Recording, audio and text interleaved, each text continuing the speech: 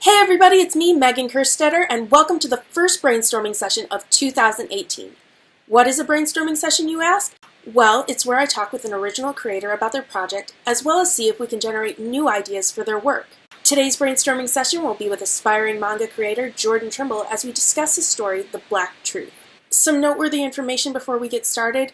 I had tried to draw one of his characters while we were talking, but I just wasn't satisfied with the end sketch. So I took the time to refine the character outside the interview, and then I sped up the process to fit into roughly an hour. The original image took about 5 hours to make, and you may have seen me working on it during my live stream. Big shout out to all you guys who were at the live stream. You guys are awesome, and I loved reading your comments as well as getting to know you more. Alright, now that I've finished my introduction, let's jump into the interview with Jordan Trimble. So, your world is set in a place where there are angels and demons, and your main protagonist is actually the son of the devil, right? Yes.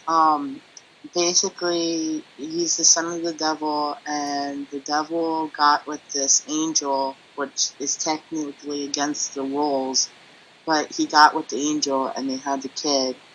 And when he was younger, he ran away from home for a reason that no one really knows until later in the story, and he comes across Earth, and when he gets there, he has an accident, so to speak, and he doesn't remember anything about his past, who he was, or anything like that. He just knows his name and who he is, and he meets this one kid, which later becomes his best friend named Kamiko, and him and his parents take him in, and from there on out, that's when the adventure begins between them and the whole storyline and everything like that.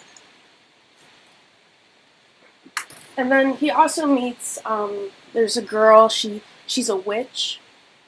What is her name? Yeah, Kamiko? Her name is Kamiko. I can't Japanese. Well, it's okay. My friend came up with that name. She always looks up all these kind of names and stuff, and I was just like, okay, we'll go for it. And then it took me forever to remember how to say her name. So, but yeah, her name's Kamiko, and Amon accidentally runs into her in the middle of the park, and this is when he, starts having these voices in his head, so to speak, and he, with these, his powers start to show, but he doesn't really know that he's using the powers because he's not really, inside himself because he's arguing with this voice in his head. So he runs to the park not knowing that he's going there, and he runs into the girl, Kamiko, and there's a whole scene with that, and then later on, she's like, oh, well, you want to see a trick? And he's like, it's not going to kill me or turn me into a frog or anything. And she's like, no, I'm not that kind of a witch. So that thing starts a whole new relationship with those two, and they go off on a magical adventure in the whole storyline that sets some more ground base in the main story, so to speak. So the first character I was thinking I would actually draw was going to be Kamiko. I'm sorry, I keep messing up her name.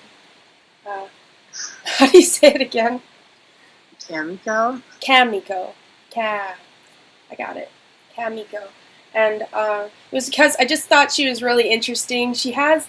I read all 104 pages of the draft that these two, or Jordan, had already done with his friend, and I really liked it.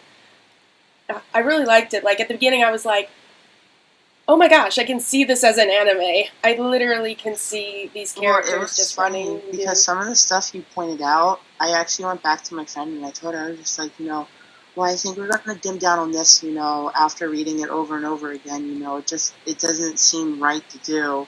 So I told her we're going to dim down on that and we're going to take out some of this stuff.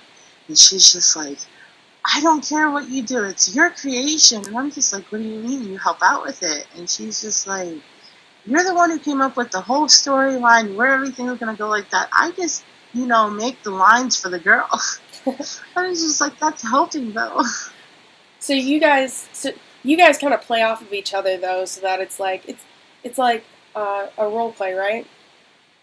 Yeah, I mean, a lot, wouldn't say if you would read the drafts, it's not for everybody because, you know, it's not like a book kind of ordeal. But, like, we play off of each other's ideas. And, like, if I wanted to go somewhere in the story, I'll sit there and tell her because she might throw something else in there. I'm like, no, we got to change that. You know, that's not where I want this to go. And we change the whole thing, you know. But we most likely always bounce off of each other's ideas and stuff like that. That's awesome. I used to do a lot of that stuff with a friend of mine. We haven't done it lately. Our lives have just gotten really busy, but yeah, that kind of storytelling, that technique of two people bringing, literally they're embodying the characters together, and it's like really getting into the characters' heads.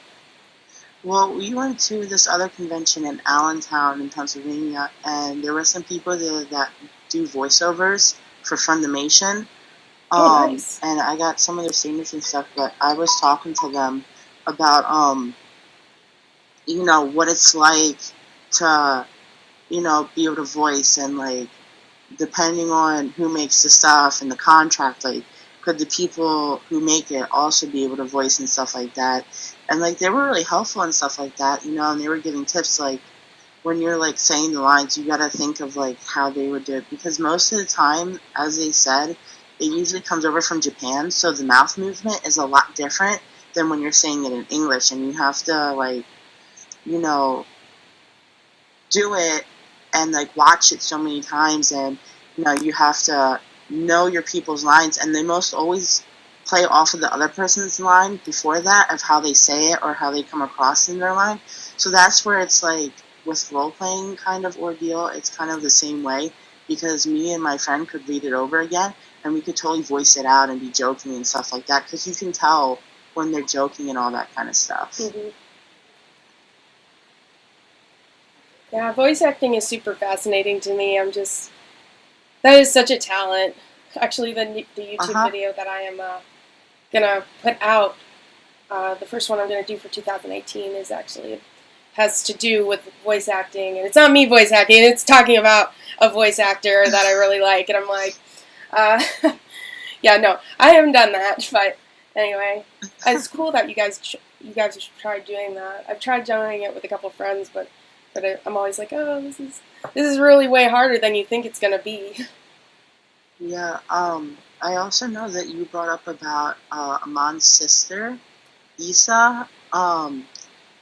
Issa's a very funny person. She usually says how, like, she sees things and how she wants them to be. Like, she's straightforward. Now, with her, it's a different story than Amon's story. She remembers everything about Amon and them growing up, you know, their whole family ordeal and stuff like that. Now, Issa has a different mother than Amon, though. And I'm not going to probably bring in her mother's, like, ordeal with that.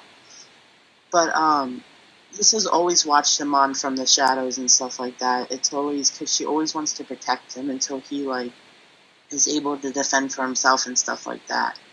And that's where the whole, you know, tension between them, like, there's a whole fight scene when they're training and stuff that she gets kind of jealous because he, like, gains his powers a little bit faster than she does. Mm-hmm. And that's where the whole frustration between them goes and stuff like that. Little sibling rivalry there. Yeah, like, except demon style. It's like, yeah, I don't want to be in the middle of that fight. And I also know you pinpointed out about Amon's emotions. He's very unique. When he came to Earth, he always, like, hid from the world. He always stayed in his room and all that kind of stuff. He never really associated. He would go to school, only talk to Hideko, and go home. And then, like, 2 years ago, before he met Kamiko and everything like that, he started doing track because his guidance counselor, this is, like, kind of like a backstory, but his guidance counselor told him that, you know, you need to get out there more and do stuff more. So that's when he joined track. And then he met Kamiko, and, like, his emotion sides, like, completely flipped. And that's where he's, like, struggling with his emotions, and he's trying to, like, understand them, and he doesn't want people to get hurt, you know. With him, it's very difficult with emotions, and in some parts you can tell, like, when he gets super jealous, infuriated, like, he can't control his powers, and they go like off. appear all of a sudden. Things light on fire. Things light on fire. Yeah. There's other things that happen. It's just with the fire, it always happens. Like, I think when he gets sad or something, like really sad, I think I'm gonna have it like rain or something, or like lightning is gonna like strike a tree or something. I don't know yet. I'm like still figuring out. You're kind of trying to figure out what emotions do I want to connect to what powers he's gonna have going on. And like picks up the tree, so like he'll still be standing there, and then like she's about to hit him with the tree, and he moves right away. But that's only because he saw it before she even did it. So like his powers like advance a little bit, but he still has a lot of struggles picking up with it. Mm-hmm. It's like he knew how to use his powers previously, though, right? I'm assuming. He had a little bit control over him. I mean, the only way I would say he did is mostly when like he gets infuriated and he lets his demon powers take over him. He knows how to use them, but when he like doesn't like let go of himself and like fully engage in it, he can only use a small amount of it, and that's why he asks his sister to help him train and stuff. And then I remember you pointed out about the one part in the story that with the fighting and stuff, you were just like, well, I wanted it, you should have said about their training and stuff, and like it came on later because I was trying to make the story go into like a separate loop thing to where like you tell one side and then you tell the other side, and then you're just like, well, that's what happened. So it's like a surprise kind of a thing. I kind of get that now. It's like you were saying they did train, but we're not gonna let them, like what they trained in. Yeah, I kind of wanted it to be like, oh, well, where did the mom get all these powers from, all that, and then like it goes to like later that day, after the whole scene and everything, later that day, he goes with his sister and they train and stuff. And then he comes back and like, it's like the later that night, and he's like, and that's what'll happen. That's how I know how to use some of my powers and stuff, the Kamiko and stuff, Okay. It wasn't that I was just trying to like put it out there and be like, oh, he can just randomly use powers now. No, I was only saying that because as a reader, as an audience member, it's sometimes if we're not told exactly what's happening, then we don't know how it's happening. And I can totally understand that this is still really a rough draft of a script, and so. Right. And I mean, when you said that, I was just like, yeah, I could see how that could be like, frustrating and all that. So I was working on switching those two parts and making it make sense. And that's what I was working on when my other friend, she was just like, hey, it's your turn to answer. Because there's like a huge scene that's coming up next with a bunch of fighting and like a huge surprise that I don't want to actually get into because my friend's like, she actually is going to cry about it. Oh. So I don't want to like spoil too much about it because no, we're gonna try not to do too many spoilers because this is an original story and we don't want to go into too many major things because we don't want to ruin it for any future readers that you might have. So yeah, I will say the frustration with Kamiko and Amon, their relationship is very complicated. I mean, as soon as Kamiko found Amon, she was just like, I'm going to be friends with you no matter what, And Amon has, like I said, trouble with feelings, so he just kind of like shrugged it off and like, just said whatever, You know what it reminds me of when I was reading them? Kamiko is like, she feels everything. She's like, she is 110% emotion, and they are always going. And then Amon is like, he's like really subdued, I think that's the word. He's like drawn into himself. Yeah, and then like when he has to deal with his feelings, he struggles with it like way too much. Which I think is really cool because I was wondering, is it because he's part demon that he has like this alienation with human emotion or just emotion in general? I think it's more of, he didn't really have anybody that really cared for him except for Hideko.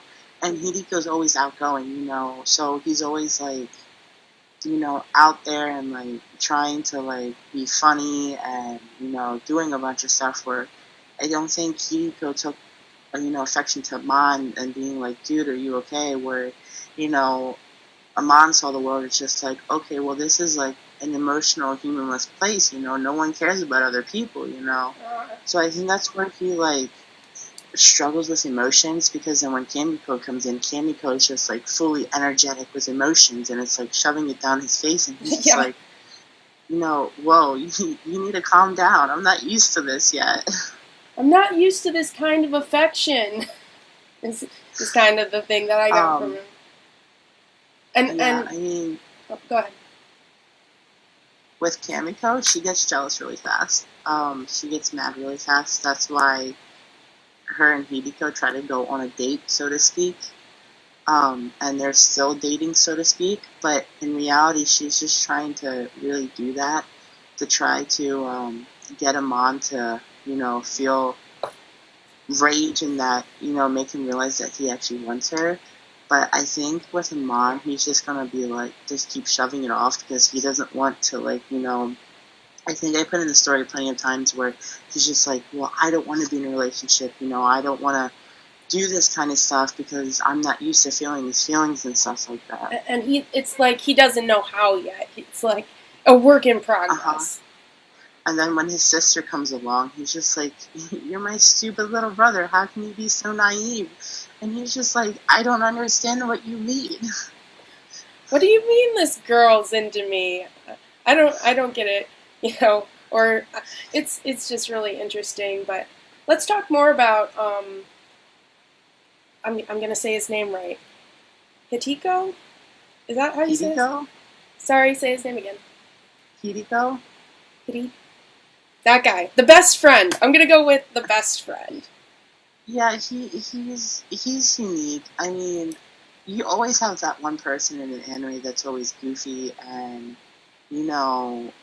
manly in certain ways and stuff like that, and really outgoing and stuff. I mean, with him, it was just like we had to add him because we need to have that little bit of funny and comedy kind of twist with it.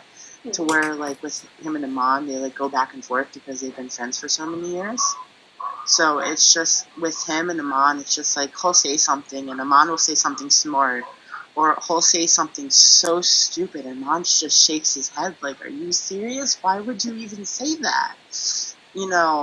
So with Hideko, it was just, we made him to be, like, the kind of joker, kind of funny kind of a thing. But with him, Amon doesn't really He's the guy who thinks he's a ladies' man. And he is a little bit of a ladies' man. he thinks he could get any girl in the world. But with Hideko, that's Amon's best friend, and he wouldn't want to see anything happen to him. So when it comes to most of this, like, magical stuff and whatnot, he tries to keep it a secret from him. But there's a huge twist with Hideko, too, that, comes later on in the story. And it's actually kind of funny when we thought about it, but really with him, it was just, we had to get that mediocre kind of joker kind of lady killer person in the story, Mm-hmm. And that's where he came in. And then, I think there's a part, you had been saying him and Kamiko, they get together and they're kind of an item. She's still really, she's like, man, I really wish I was with Amon, but, she actually starts to kind of get a little bit of feelings for I feel like Hideko and Kamiko do have that little bit of a connection, but I don't think it's as big as, Amon. I mean, as you could see, in the one part that, they have affectionate feelings for each other, and then she just totally knocks them out. Yeah, she does. And that's where, so to speak, to where, like, with Kamiko, she has a huge past that some people don't really know about yet. So, like, introducing some people with her past is kind of, like, intriguing to see how, like, her story was formed, besides what just happened with, her family and all that kind of stuff. Mm-hmm. So, with Nico and her, they have a little bit of a connection, too, as well, but I don't see it, It's not so going anywhere more than romantic. just... Although, Yeah, I mean... although he would like it to be romantic. Oh, yeah, he would. But he gets his chance later in the story. But, I mean, besides that, that's really where that stands. I mean, like I said, I think Kamiko is just doing that with Hideko to try to get him on to, like... Pay attention. To have attention to her. And I think that's going to take a while for him. I mean... He is starting to, like, feel it, but I don't think he's going to pay that much attention to it, so to speak. So, I mean, that's a work in progress with those two. Mm-hmm. She does actually kind of start to get to him on at some point, because his sister mentioned something about him and his best friend is going out with Kamiko, and suddenly there's fire again. And I thought that was so amusing. But, like, he doesn't show it on his face. It's like all I could see was, like, this kind of emotionless expression, but behind him something lights on fire. Yeah, because she kind of, Issa kind of, like, hints at it, be like, well, I know it hurts you to see Kamiko and Hideko going out, and he just looks at her and, like, no emotions, nothing. The forest behind him just, like, blazes up in fire because of how much she's, like, struggling with stuff and all this kind of emotional struggle and whatnot. So, I mean, yeah, that was, like, a good thing to, like, put in there to show that, he does have feelings for Kamiko. He just doesn't want to admit it yet. And that's some really good character development, so that you're showing, he went from I don't care or I don't want to care to I'm caring, I don't want to show it. Yeah, so that's a work in progress. And when Kamiko is going to start to get closer to him, he's going to start showing a lot more affection to it, but not, like, to the point where, he wants to actually tell her how he feels, but to where, like, she'll come around, she'll say something, and then he'll get, like, really red in the face and, like, turn around and, like, not be able to look at her kind of ordeal. So we've talked a lot about the characters and some basic parts in the story and how it all sort of meshes together. But are there any parts in the story that you are like, I'm not really sure what I want to do with this, or I want to do this, but I'm not sure how to make it happen, that we could kind of work on or brainstorm over and get some ideas? With my story, I think the hardest part is to make, like, breaks in between, like, the main storyline because of, like, major events that happen. So when it, like, comes to that, me and my friend have to, like, really think of, like, something to do. Like, I think there was just one time where, they were just in school for the whole day and they had a track and field meet, and you got to see some of Ahmad's friends that he, acquaintances that he just talks to at track.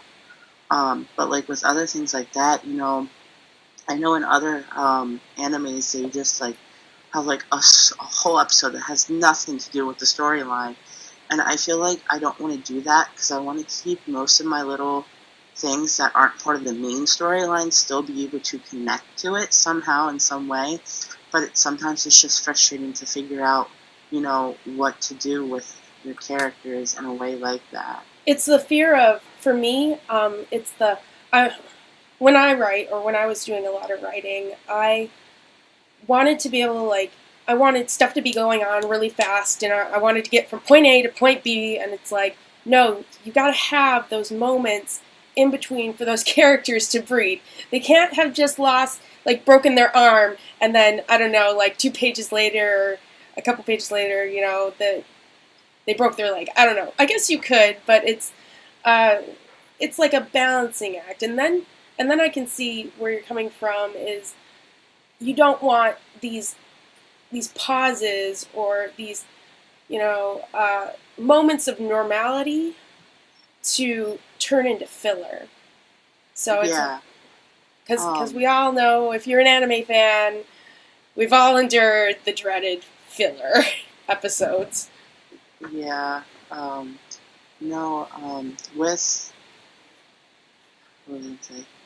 With fillers and stuff, it's funny because it's complicated, because like we could do like one, filler that they just go to the pool and stuff like that. But like for me and my friend doing that, we have to be able to like associate somehow, to like either we introduce a new character in the filler that's going to start coming into the main story then, or we have like a whole scene to where like something dramatic comes up, like, telling about their backstory or something like that in the filler.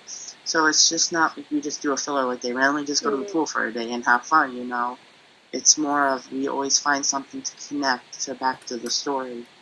So my rule of thumb, I'm just going to say, is if there is something important in it and that needs to happen for them to meet someone, or for the characters even just to have a break and to see what their lives are like normally, as opposed to when they're constantly fighting or battling for whatever struggle they're going through, that's not considered filler.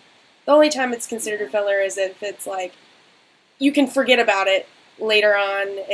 If you can cut it out, don't keep it.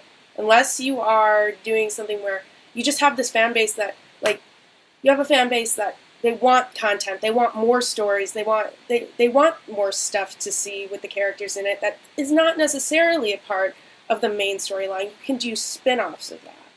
Right.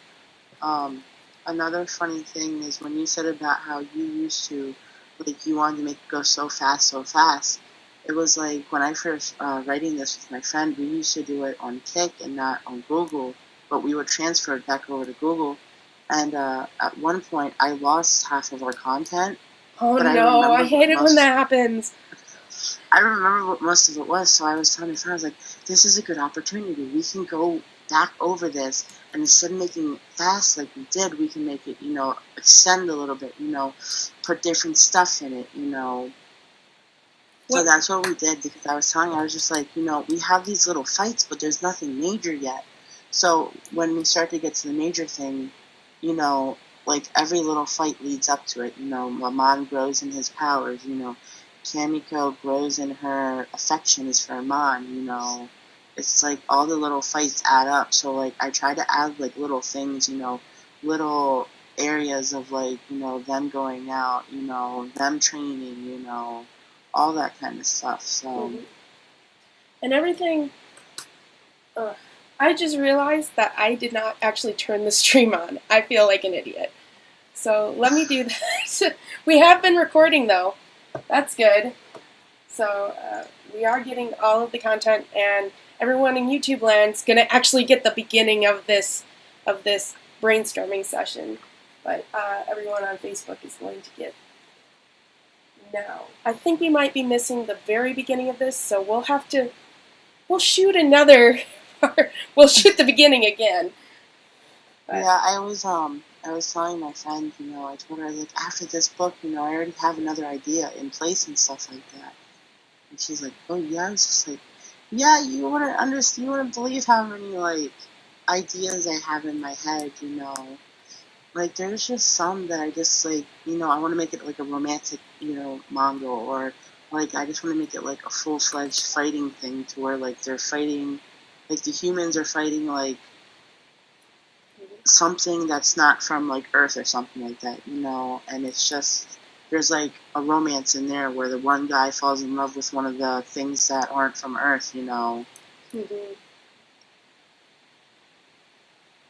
And I was just thinking, a lot of the time when you're watching anime, you don't always get the romance and the fighting at the same time. You're stuck. It's either you go shoujo manga or anime or shonen, and it's like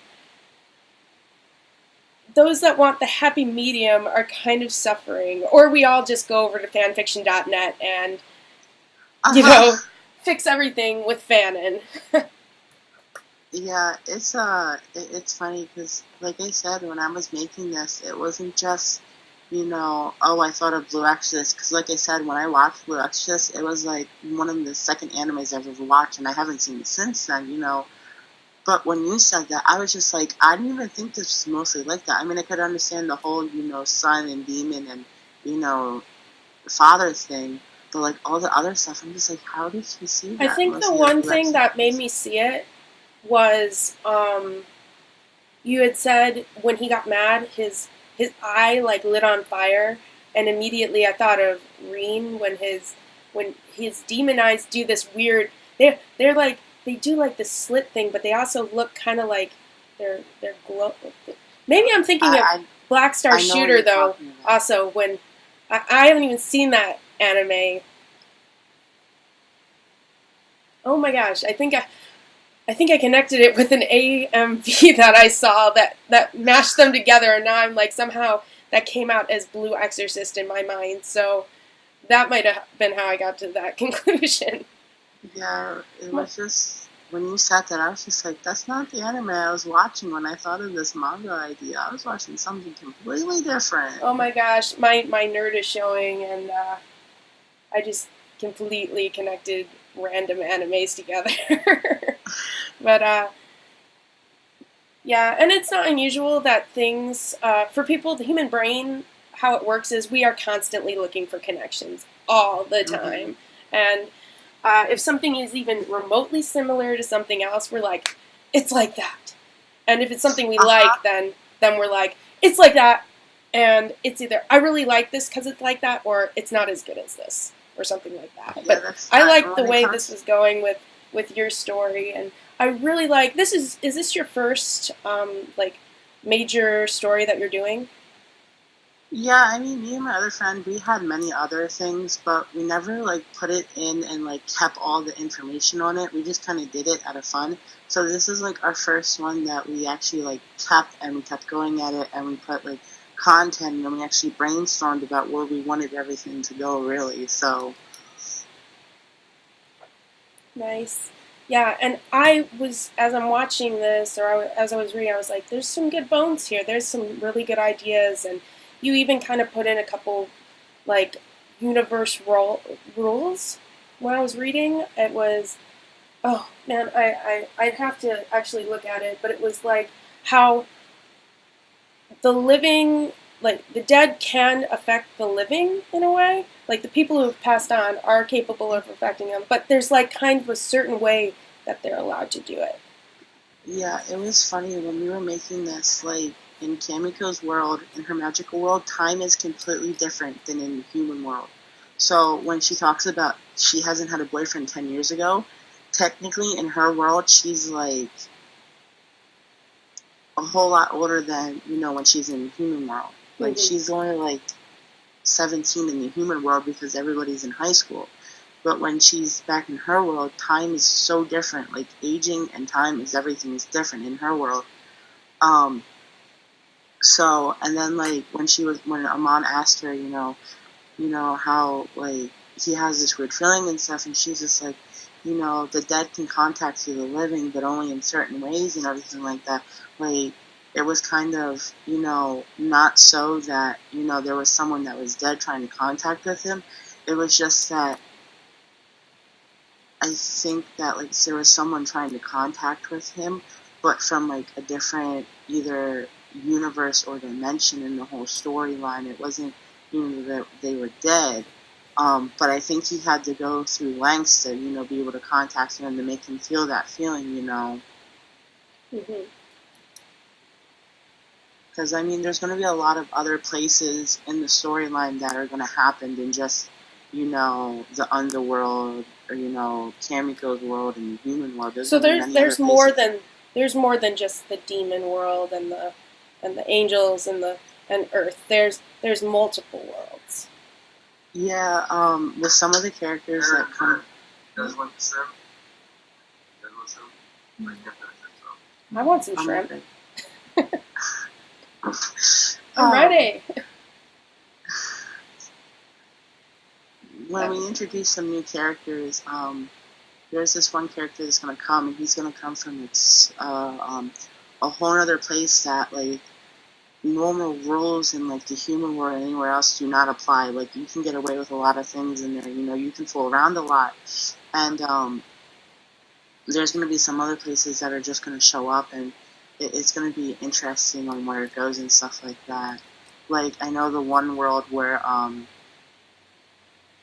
they go to fight this one guy is in a whole different area than, you know, anywhere else. And really, that's just the one area that is going to show up. I don't know if we're going to go back to it or not later in the story, but I know that's just where they had to go to fight this person, you know. Mm-hmm.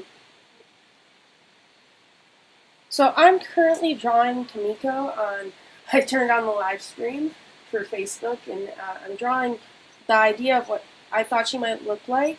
If you go look over there, I'm not really sure. There wasn't like a lot of specific description in the script, so I kind of took a lot of liberties, and I was like, well, she's adorable. I know that she's adorable. She has to have the cute face, and she has to be smiling and have just that bubbly personality. A lot of people, I have many drawings of Kamiko because a lot of people have drawn her. I do know my friend was making a document to where we were talking about each character and their height and their age and, like, some of their backstories and stuff. So I do have that if you want to see that. That would be awesome. And if you don't mind, could we pull it up on the screen? Yeah, I mean, I think it's just so far Hideko and Kamiko. I have to find it though. So we're gonna see if I'm even close right now. I was like, man, I really should have. I looked over and I was like, I should probably ask him if he's seen this picture yet. And then I realized the picture actually wasn't going through. Yeah, it's funny. We have her age is 17. We have her blood type on here, which is funny. But that's the thing for manga. Like, even I remember as a kid, I thought that was normal when I was reading books. Like, why doesn't the character, you know, introduce their blood type or whatever? It's their name, their age, how high they are, or their height and their blood type, and it's like that's just kind of a standard thing in anime. I'm sending this to you now. I'm super excited. And there was a part where Kamiko, you said she had like cat ears and a little tail, and I was like, is that a part of her witchy kind-of-ness? It's funny because when we were making Kamiko, we were originally, I'll have to send you the picture that someone drew of her. Originally, we were going to make her Neku, but I'm going to say it only happens like when she gets scared or something that they kind of appear and stuff. Because when Amon first met her, she was in the human world. She was just walking around and stuff, and she was like really scared when Amon was there and, you know, Hideko was there and stuff. And then once she, like, you know, pulled Amon into her world, it was like they were gone, you know, because I don't think, you know, she was scared anymore, so to speak. So I think that one is really going to have to do with affections with, like, just her scaredness when she gets scared a lot. I did send those to you. If you want to see the other drawing that my friend did of Kamiko, I can show you that as well. That would be awesome. It's very intriguing. Let's see. I gotta pull up the chat on Facebook. We can get it through. It's gonna work.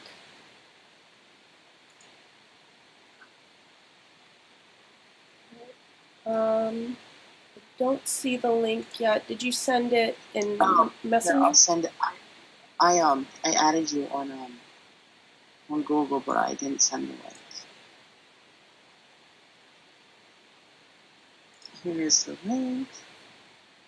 That's the link to it. Oops. My phone got it first. And now I'm looking for that picture for you. Let's see. We're going to pull this up and we're going to put it next to my little drawing. Oh, okay. No, Clip Studio Paint doesn't like me. And it's saying, I don't like to have more than one window up here. There we go. We're going to cheat a little bit, and I'm just not going to click on Clip Studio Paint to open it up. Let's see. And I like that you've done this. This is really smart for any writer, you know, if you're or creator. You always want to have documents that are kind of giving you an idea of your timeline and the most important points that are going on in your story, as well as important facts about your characters.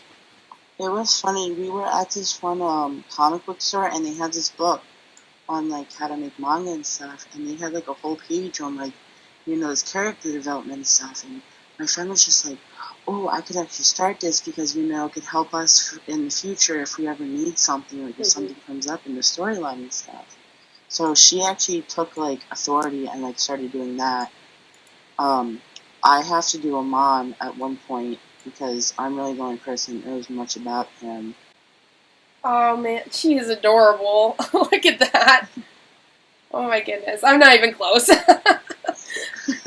I should have asked you for this before I started drawing. Oh, look at her. Does she have like a little pom-pom by her ear? That's cute. I think that's what that is. I also think it's one of those Japanese, like, headband things that sometimes they wear. Oh, I gave her buns! That's pretty close. Oh my gosh, your friend and I, we're sharing the same brain wavelength. Okay, so if I just move those buns and give her some longer hair and give her a little kitty. Is this where she was the kind of a past drawing back when she was a cat girl, or is this Yeah, that's where she got the idea more of, when she was a cat girl more than anything. But like I said, she I feel like she uses those when she's not like scared or frightened or something. Mm-hmm. So it's her like is that kind of like a part of her witch's powers? Is she can have cat-like attributes? Yeah, I think when she has like, you know, her cat ears and stuff, like she actually has like cat vision during nighttime and stuff like that. Because like she can also like use like not only her magic, but she can like, I think she's gonna be able to like, you know, when she has her like, you know, certain like instincts when she like, you know, with having her Neku stuff. Some of her attributes are going to change and stuff like that when she like uses some of her different magic, because we're going to have her magic like advance, you know, throughout the story and stuff, even though like it's already like, you know, pretty high and everything like that. But there's like some things she hasn't learned and everything like that. So I think we're going to have, you know, a part in the story where she probably goes back to her world and she stays there for a little while to learn more and stuff like that. Mm-hmm. I like that. She's getting some time to, because a lot of the times in the shonen manga, they will kind of focus more on the guys, and it's like the girls kind of, well, they're back there, not really getting too much character development. I don't know. That might be a little presumptuous to say because I've only watched so much anime, but I think, you know, most people don't know a lot about her world, so I think when we do that, like, it's going to show a lot about her world, like, how everything runs there, you know, how, like, you know, the learning system is and everything like that. Very nice. So, is this a little closer to what you guys were thinking? I lengthened her hair. I didn't give her a dress, but I kind of gave her, like, this little shimmering shirt.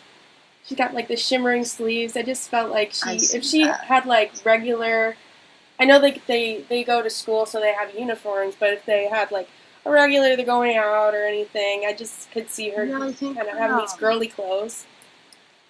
I mean, when in some of the parts when, you know, she's about to go out on a date with Kiriko, like she goes through her closet and she picks like a dress out and she wears a dress. I don't know what is with her fascination with dresses, but she wears a dress, and that's what she goes in, you know. So would it be more accurate to have her in a dress? I mean, I feel like when she's at home or something like that, or she's hanging out with her mom, she just wears normal clothes. Mm-hmm. And, like, what you draw there is more like normal clothes that I could see her wearing more than anything else. So you were asking about, other than story stuff that we were going to talk about, you were wanting to know more about what you could do for the artwork part of your story. I mean, I talk to Chris a lot about, like, when he live streams, like, I always have trouble with, like, hair on the head and stuff like that. So, like, I was talking to him, and he was telling me, like, how when he draws the head, he makes, like, the normal structure of the head, and then once he draws the ears, he draws another line from the ears around, and then the original line of his head was his hairline, you know, and depending on how young or old the person is, it can recede, or, you know, it could be a little bit further up. Yep. So he was talking about that, and I remember him telling me before that, you know, hair is just basically about shapes, you know. So when you do it, it's not just, you know, lines. It has to be shapes and stuff, and then once you draw the shapes and everything, you can add some lines in there to give it texture and whatnot. So I've been really focusing on trying to do hair, because, like, I got the whole face structure and eyes and nose and all that kind of stuff situated. So I've been trying to focus on doing more of hair stuff more than anything. I mean, I watch stuff on YouTube with, like, drawing tutorials and stuff like that. So, like, that stuff really helps and everything like that. But it's just, like, you know, a work in progress of trying to get everything settled and whatnot. And that, like, with everything else, drawing, writing, anything you do, it's always, you gotta practice. And I'm not even perfect at doing hair at all. It's like, a lot of the times I'm feeling out everything in my drawing, and Chris, he knows what he's talking about. When he says that he works with the shapes underneath the hair, that's a pretty good rule of thumb that every artist does, and it's like, tells you where that hair is supposed to sit, and it stops you from doing things like making the head too small or other things like that. And some of the stuff that I do is I find the spot, where does the hairline go? That's like where the part in the hair is. My one friend, she draws too, and I asked her about that, and she showed me some pictures, and she's like, you know, she always finds the center point of the hair, and then she draws out from that center point with some hairstyles. Other times, like with dreads or something, she'll, like, sometimes make it go inward to that spot, you know. Like, everybody's drawing pattern is different when it comes to hair and everything like that. So just trying to find the one that works for me is what I have to really practice on and everything like that. Yeah, and that's the thing. It's finding your style, your unique way, and the way you do that is you talk to people like Chris, or you can talk to me, or I don't want to toot my own horn. Other artists, people who are interested in the same thing or going on the same journey as you, and you guys just talk and you say, well, what worked for you? Right. I know my friends, they're always just like, well, how do you draw eyes like that? And it's like, with me, eyes aren't, like, that frustrating. It just depends on how you want the eyes to look. Like, with eyebrows could say many expressions, you know. So I mostly always focus on, like, drawing, like, the shape of the eye and, like, the crevices and, like, how I want the eye to look. And then, like, after that, I usually draw the eyebrows to make, you know, the expression, you know, come unique to themselves. So when they asked me that, I was just like, it all depends on how you want it to be. Because usually when I'm drawing eyes, I look at a sample on the internet, and I'm just like, okay, well, I want to draw something like that. And then that's usually where I get my idea from with the eyes. Mm-hmm. Yeah, and let's face it, everyone who has ever started watching drawing anime, we're there. A lot of the big reason is we love the eyes. The eyes are our favorite part. Uh-huh. It's just something about the eyes that, you know, makes it different from real life and, like, cartoons and everything like that. We like them big and we like them beautiful. That sounded really weird. Okay. But right now I'm kind of doing like a little headpiece because we were talking about how to draw hair, and I was like, you know what? I'm not going to just draw a random character with some hair. I'm gonna try to draw her again, maybe a little close up. So I love drawing heads personally. That's like when I can't figure out what to draw or my sketchbook, like that is what I'm doing constantly. It is head drawings all the time. It's like, man, I really, really need to practice bodies a lot more. I went to school and stuff, and yes, that helped immensely, but my little handicap that I accidentally put on myself is I just really like drawing heads. Why can't we just have a comic with heads? That'll work, right? Everybody will love that. Yeah, with heads also, like, just getting the shape of it sometimes is hard for me. I found more that I can draw a sideways head more than, like, a straight-on head. Mm-hmm. And, like, when it comes to drawing clothes, I mostly like drawing sweaters only because I don't have to worry about what the hair is going to look like or, like, you know, showing that much detail on a sweater where I only have to show a couple wrinkles in it, you know? Yeah, long sleeve shirts, they're the friends of every starting artist. Long sleeve shirts, and, all you have to do is, I just want to draw the fingers poking out of the bottom. We're good! Hands are not necessary. We don't need those. But was there any other things that you were wondering about that you wanted some help on art-wise? Well, I mean, like, right now, I don't want to, like, abundance myself with everything, so I'm just trying to, like, focus on, like, drawing the head more and all that kind of stuff and getting, like, good with that, and then I'll probably move on to, like, doing shapes with the bodies and, like, trying to make something with their shapes.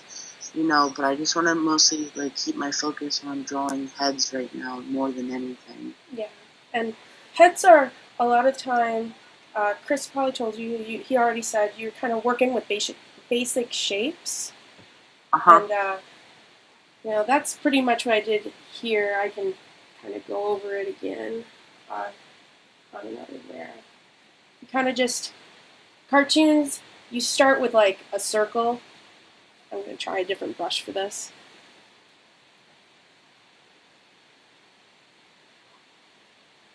And I was just thinking right now, the cuteness level of a character, kind of, for me, because I'm drawing this cute anime girl right now, and it's kind of that size of the head and the forehead and the eye placement. Yeah. If that makes sense. And if she's got kind of got a little face, she doesn't have too big of a chin. I might shrink her chin, actually. Ooh, yeah, I'm totally going to shrink her chin.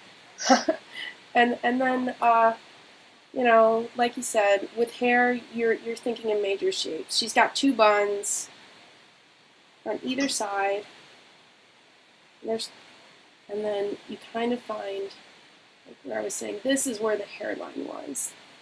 And you work from there. You pull that hair from the part. And even if you have to, like, before you start doing, like, this is a pretty rough sketch, but you can go even rougher than this. I don't know why I'm doing all this. Let me just turn off the layer. And just feel it out until you get an idea. Like, when I was in school, what I'm trying to say is, when I was in school, we had this thing that the teachers would always say, and it was, oh my goodness, I just forgot the word. That is so sad. Wow, I just had a major brain die right now. General to specific. So you're working from general shapes to specific ones, to specific details. And that's how I think, in terms of drawing anything. And sometimes the thing for beginning artists, and I do it too all the time, it is such a struggle not to do, is I want to jump right into the details. I want it to be right, and I want it to be right the first line that I put down. And for some people, like, there are some really talented geniuses, or there are the people who can do that, they have been drawing for years, and they know exactly what they're doing. Their body has, literally, their muscles have, they have muscle memory. And but for the new, and for even the intermediate, just getting a general idea first and then building off of that general idea is a big help. So, oh man, I freaking love her little bun idea. I kind of put the buns higher on her head than in the other picture, but I just think they're so cute. They kind of remind me of cat ears, actually, but not really, because oh my gosh, they should be shaped like cat ears. Oh yeah, kind of like Chibi Usa's in Sailor Moon. It's just a little chubbier. Oh, look at that, they're so cute. And they'll poof and turn into cat ears, maybe. Maybe that's that. I don't know. I just made a headcanon for your story, so this is not canon. This is me thinking. Her cat ears are hidden by her buns, and when it's like a glamour, you know. And maybe when she gets surprised, suddenly poof, the cat ears show or something. but that's headcanon. I know that you were saying we're not gonna make her cat girl anymore, but it's always fun. To me, when you kind of start out with a character design, and then you develop them, and things change, and maybe it changes a lot, but if you have just those little tiny details in there that call back to what they once were at the very beginning, you're like, it's just a really cool tidbit of information that you can share with your fans later on. Oh my goodness, I just realized it's 5:22, and I think we've been talking for over an hour. Probably. Oh my goodness. Do you feel like kind of talking about this has helped you get some new ideas, or I mean, it's brought some stuff to my attention, and it's brought some good ideas for like future usage and stuff like that. And not only that, but like how you were like describing like with the shapes and stuff, and you know, some of your ideas bringing to it and all that kind of stuff. It brought some stuff to my attention that, you know, I might need to tweak, or I can add in the future, or like all that kind of stuff. And writing is rewriting, and that's something I read a long time ago in a book. Writing is rewriting, and I just took that straight into art with me, and drawing is redrawing. It's you do it until you get the product that you want. And the only other part of advice for that I might that I want to share is, yes, you want to get to that really good product at the end, but also don't get hung up on the little stuff. Like, it's like I said, if you don't work general to specific and you jump straight into specifics, you're gonna get stuck. You're gonna be like, oh, I want this thing. This thing has to happen right here and now I don't know where to go from here anymore. I'm stuck in this moment of writing where I can't change it, if that makes any sense. I mean, a lot of people that, you know, follow Chris, they're always like, you know, you always start at somewhere. So like, you know, my artwork isn't perfect, but I like it how it is, you know. Probably in the future it's gonna, you know, get better, but this is just how I, you know, draw stuff like that right now. So yeah, it's all, we've got to be happy with who we are, but always be driven to improve ourselves.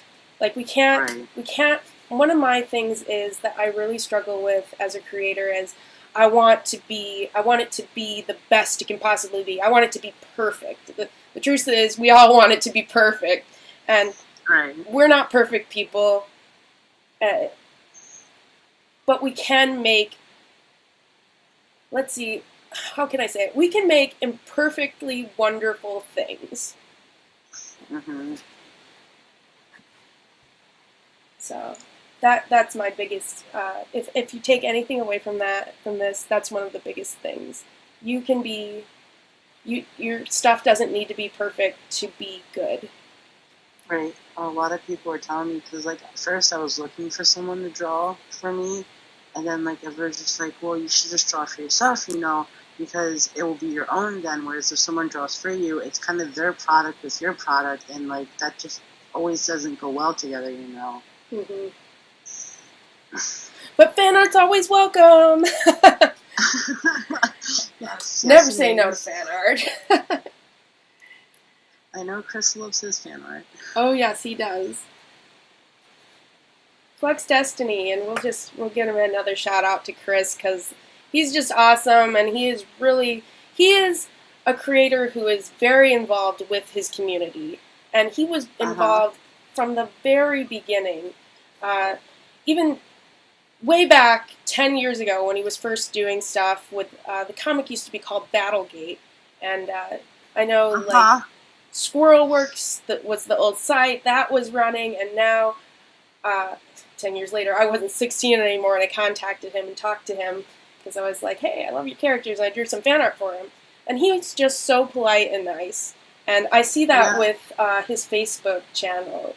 So you can learn a lot from the way Chris presents himself. I think it was a year ago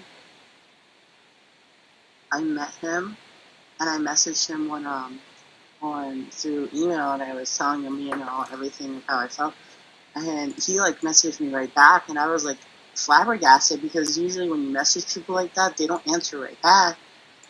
And then, like, I've been with him ever since then, I've, like, I bought, like, everything he's made, I supported him, I gave him ideas, like, with future, merchandise, all that kind of stuff, and, he literally considers me, like, his number one fan. Like, he just recently drew me a digital thing, and he put, number one fan and everything like that. So, like, being with him throughout the years and stuff like that, and supporting him in every single thing, it's, like, I feel like it's amazing, because I can be through with his journey, just like, he can help me through mine and everything like that. So.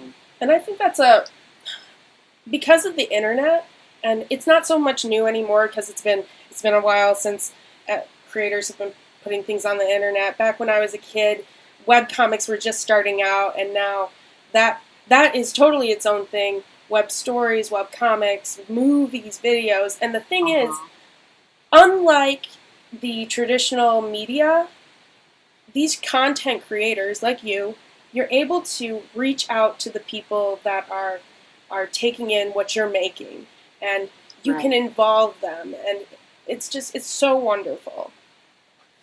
Oh my goodness, it gives me goosebumps. I'm getting goosebumps right now.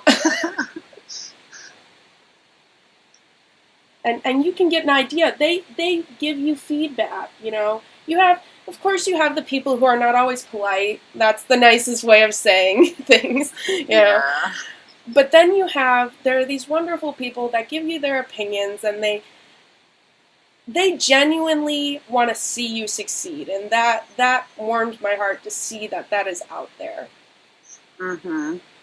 So, and, I can't wait until I can see more of your content in the future. I'm actually, I'm going to turn on our video. I'm going to pull our video over to the screen, because I pretty much finished up this really quick drawing, although her leg's a little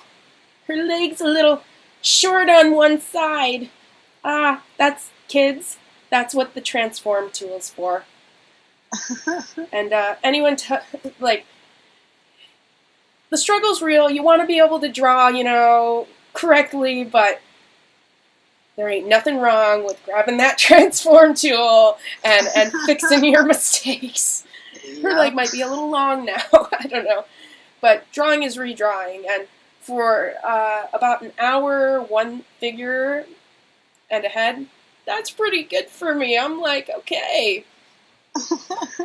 Because I'm very, very, very, very, very, very picky. This is my first video interview brainstorm session thing that I've ever done, so yeah. It was a little shaky in there, guys, but I think we came across and we talked about a lot of good points, and we did get a lot of good ideas generated, which is so exciting for me. And I just really, I love seeing people, creative people, people who are trying to make things, just the makers of the world. I like helping them. That sounds so corny. Okay, I'm never going to say that again. But I really love just reaching out and talking to creators, and if I can help them even just a little bit, it makes me so happy. So, I think we're going to call this actually pretty good. So, Jordan, I want to thank you for talking to me today. He is my first brainstorming session buddy. Oh, that's what I'm going to call it. Brainstorming session buddies. We're going to get t-shirts with a really long acronym. It's going to be awesome. Anyway, but thank you for coming to this stream, and I can't wait to edit this video, post it up on YouTube, and everybody can be like, yay, for the first brainstorming session with me, Megan Kerstetter, because I really wanted to say that, like one of those cool TV people. Alright, so remember to nerd out, geek out, and have a great day. And we'll see you later. Hey everyone, Megan Kerstetter here again. I just wanted to say, if you're interested in seeing more videos like this, please let me know. If you're a creator and want someone to talk to about your project with, you can contact me by Facebook or email. As for today's video, I would really appreciate any constructive feedback you may have. And if you like the content I'm making, hit the thumbs up button. Or better yet, subscribe to my channel. Thanks again for watching, and I'll see you later.